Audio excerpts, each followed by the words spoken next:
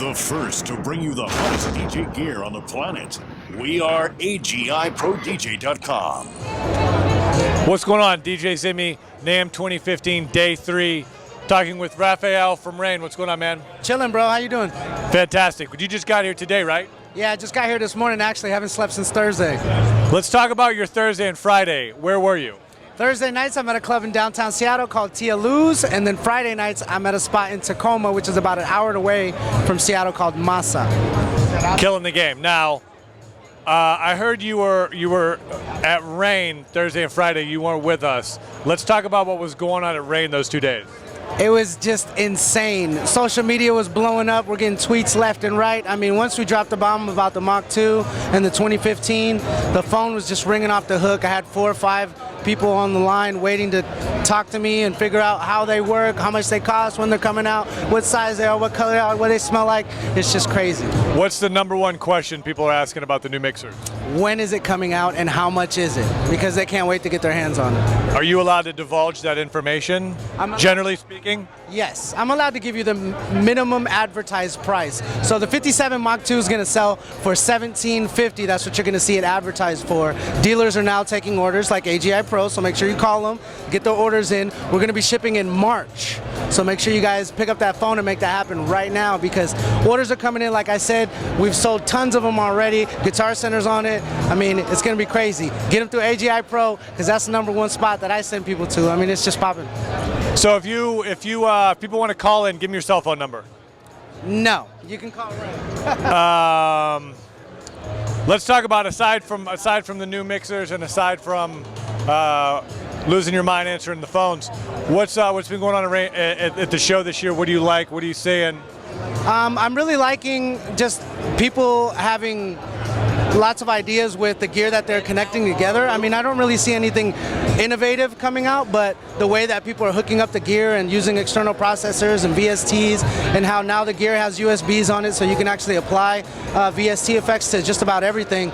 That's what's really interesting to me, being able to just add more to the gear that you already have, not necessarily giving up everything you have for something else.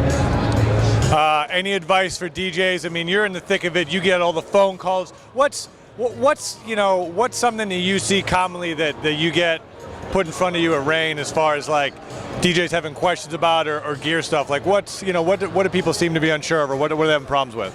The #1 thing is library management in Serato. Some guys have an extensive library, 4 terabytes, and they're having glitches, pops, crashes. They can't really get through a gig smoothly. And it has to do with corrupt files and having too many crates and hard drives being too full. So library management, I would say, is the #1 problem DJs face nowadays because music is so easily accessible. And that's the main problem, is that we all want everything that we hear.